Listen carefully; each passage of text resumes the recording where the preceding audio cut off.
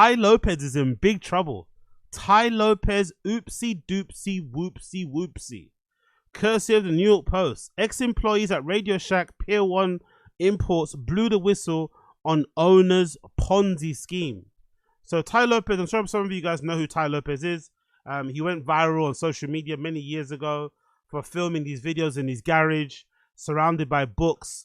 In the garage, he also has a Lamborghini or Ferrari, one of those supercars, and he has like a garage full of cars with fucking books inside it. And he did the whole thing of like, oh, the way I got these cars is by reading all these books, by being an entrepreneur. And obviously, if you're a young kid, you'll see that and you'll think, oh my God, this guy's got all the answers. And then you'll funnel you through to his fucking group, his Telegram, his Discord. You pay a certain amount a month. I think it was like £50 a month. And he made a crazy bag. He made a crazy bag doing that sort of stuff early on. Very, very early on, that kind of stuff. And he's always been regarded as a bit of a scam artist, right? A little bit of a charlatan. But weirdly enough, you know what it is about Ty Lopez, right? Very early in Ty Lopez's career, I stumbled across him. And I'm not going to lie, I liked what I heard. And when he first showed up, when I first saw that video, when I first saw a video with all the cars and the books and stuff, that actually got me, I think, interested, around the same time that I was listening to people like Tim Ferriss and shit. That actually got me interested in reading like self-help books and business books and motivational books and shit because of Tim Ferriss and Ty Lopez. Because Ty Lopez has this really good, I think it's a really good book recommendation list on his site where he kind of recommends all these great books you can read, right? And I legitimately think this is how I started my book collection anyway, or my library in general. I think I've read a lot of these books on this list. Evolution and Psychology by David Buss, who he talks about a lot here. Managing Oneself by Peter Drucker. Civilization and Disconsent by Sigmund Freud. Total Recall autobiography by Arnold Schwarzenegger is fucking incredible.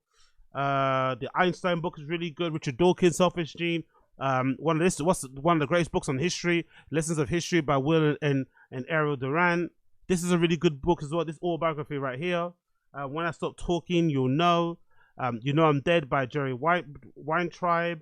The One Thing, Gary Kellner. So many great books on here. I legitimately got so many good recommendations of books from here that I was able to kind of, because when it comes to book recommendations, you get one from one person, you read a couple of books from here, and that can kind of be like the jumping off point to see other art, to see other authors, other people that you might want to cover and read about and shit. But it all comes from reading just one or two books, and it kind of goes on from there. So I got really good stuff from it. But when it came to the other shit, in terms of being a part of his mastermind group and all this malarkey, I kind of put that to one side.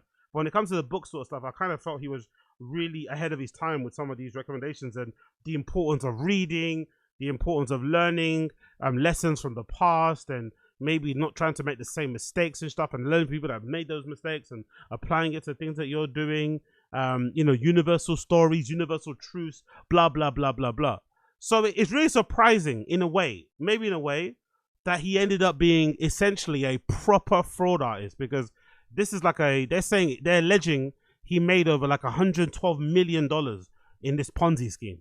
Crazy. And the really weird thing about it is that if you listen to Ty Lopez, he's got this stuff that he does where he'll go and meet up these like really old billionaires and moguls and fucking titans of industry or business and stuff in America. He'll go and link up with them, and you do a video interview and sit down with them and shit. And I'm always surprised. I think it's the same sort of thing with Brendan Schaub. It surprises me when people do that. So he goes out of his way to seek out some of these big people in business, entrepreneurs and stuff, right? For them to kind of mentor him, give him kind of knowledge, and he will kind of record some of that content, share it with us, the public, put some of it behind the paywall. But essentially, I'm interviewing all these big business people to kind of give back to my community and shit. So I've always wondered, like with someone like a Ty Lopez, how do you do that but then end up being a scammer? Like, what did you see? If you went to I don't know, if you go to fucking Bill Gates's mansion and he talks to you about business and shit, and then you kind of get inspired by that to do whatever you want to do, why does the lesson he takes away from that, I'm going to scam? I wonder how that happens. How do you go from interviewing people who are legit business people, who've made money in a legit way without scamming people? Maybe they fuck people over, but they haven't scammed people. And then you decide to go and start a business that just scams and exploits your customers and your fans. I've never really worked that sort of stuff out. It's very odd. And I think it relates to the Brendan Shaw thing because it's like, you know, you look up to Rogan. If you're Brendan Shaw, you love him. He's your North Star. But then you don't take the best parts of him. You kind of just like take the parts that you want, but then the other parts in terms of his personality and stuff, you kind of just ignore and you act like a dick, even though, you know, he doesn't act like a dick. Like, how come you're more of a dick than him when he's richer than you? You know? It makes no sense. But anyway, who cares? Let's read the article. The article says a pair of flashy e-commerce entrepreneurs who bought bankrupt retailers like Pier 1 Imports, Radio Shack, and Models Sports Goods were accused by Feds this week of running a Ponzi scheme, and the clampdown came after ex-employees blew the whistle on them and what the Post has learned. So essentially, if you're not familiar with Tai Lopez law, Tai Lopez decided to buy a lot of these, like, I guess you'd term them to be like penny stock companies, right? That were going bust. And the idea behind it was that he wanted to relaunch them as e-commerce platforms. And from what I remember, what I saw from afar, he was trying really, he was hoping that this plan would legitimize him in the eyes of other business people. Because I guess other people just saw him as a person who kind of just sold motivation, sold fucking access to a fucking Discord or WhatsApp group, but he wasn't really a real businessman, entrepreneur guy. So this venture was his attempt to, I guess, for lack of a better term, legitimize himself. So it's funny that the thing that he wanted to do that would make him a legit businessman, he ended up running the scam, which has now exposed him to even more people. Because before he was known, don't get me wrong, he went viral, but now he's going to be even more viral for the worst thing possible. It's fucking crazy. The duo, it says here, courtesy of the New York Post, built hundreds of investors out of $112 million through Miami-based real retail e-commerce ventures, or REV, according to the U.S. Securities Exchange Commission's lawsuit filed in Florida. With the lawsuit, what the lawsuit didn't mention is that a group of former employees had reached out to the SEC in 2023, raising concerns about suspicious business dealings, sources said. Do you know how much of a piece of shit scumbag you have to be that your own employees are the ones that end up snitching on you to the SEC? You have to be running some crazy scams. There's a picture of the guys, you know. To be fair, I think most people who take pictures of themselves outside of private jets are either dickheads or scammers. They're either douchebags or scammers, isn't it? Anyone that takes pictures of themselves standing in front of, sitting on a private jet, they're usually douchebags or scammers. Really and truly. That's like the cat. That's like the type, you know. That's like the fucking. That's like one of the things you have to do as a scammer. You have to do that. That and having a picture of the starry. What's the car with the stars on the roof and shit? Having one of those. You know, moving your head out the way of the headrest so people can see the logo of your fucking Lambo truck thing. Like, yeah. Let's continue. It says here, we have been trying to get someone to expose Tai Lopez and his gang of fraudsters for a long time, one informer employer for the top post. Another former executive who resigned after a short stint at RVE said, I felt like I'd been compromising myself by continuing to work there. It's possible that I witnessed something illegal. I've never worked for a company promising to pay investors 20% and kept chartering jets and flying all over the country. 20%. Come on, man. I'm not even that big. I'm not even that clocked in when it comes to finances. I'm not even that clocked in when it comes to stocks and it comes to investments. And even I know, number one, you can't promise returns, especially not returns of 20%. Right? I know for sure you cannot promise returns. And if you do promise returns, you don't promise 20 fucking percent. Because if that was true, you wouldn't get other people involved. Right? That's what you wouldn't do.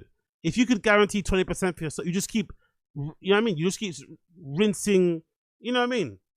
Going through and just doing it yourself. You wouldn't fucking be getting random people to join it. You just do it yourself. Or get your friends involved. But you wouldn't open it up to the public. It makes no sense.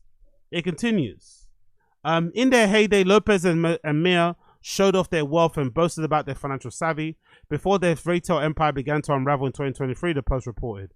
Mir, an Iranian-born immigrant who worked in risk and management and NASA space exploration missions, teamed up with Lopez at the height of the retail carnage in 2019. Lopez has a massive social media platform, and frequently offers financial and self-help advice to his followers.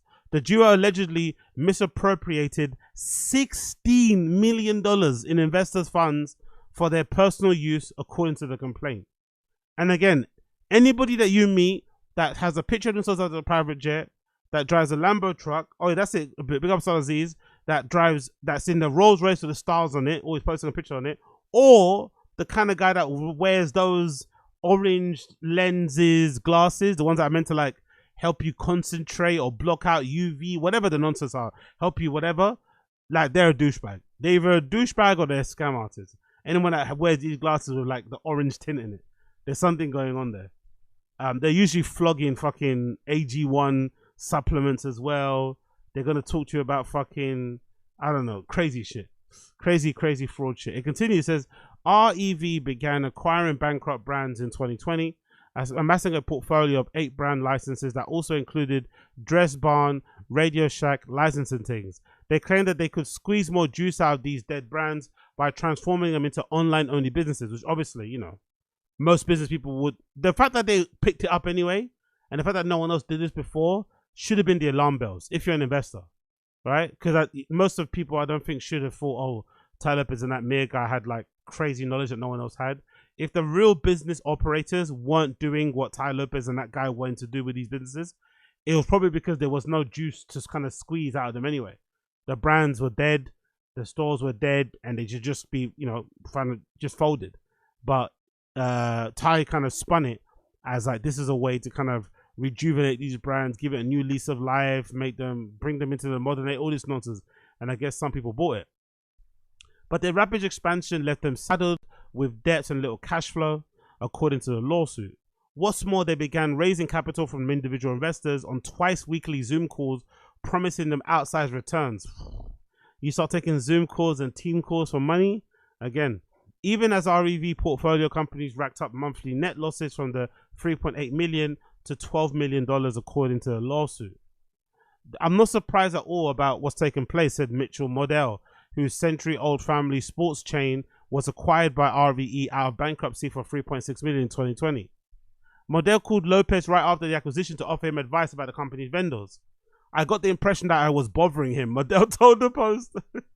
yeah, exactly. Imagine trying to help him. He's acting like you're wasting his time. Like, why are you calling me for? I'm going to scam anyway. Fuck off.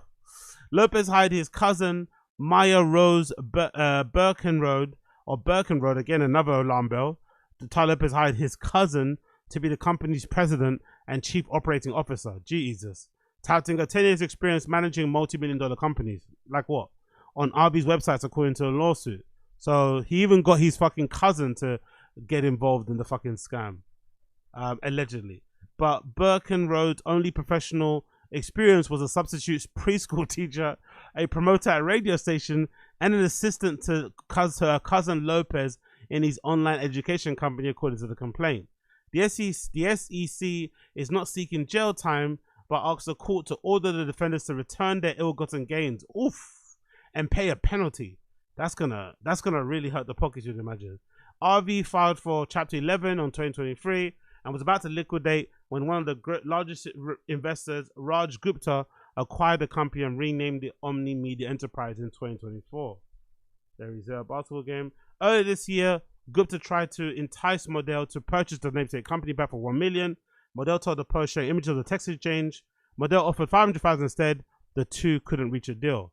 I will sell through a banker and just license it, Gupta texted on Modell in January. Lopez, Mayer, Gupta, and Birkin did not immediately respond to requests for comment. So yeah, Ty Lopez is basically a scammer. Officially, it's been confirmed now. Sued for $112 million fucking dollars.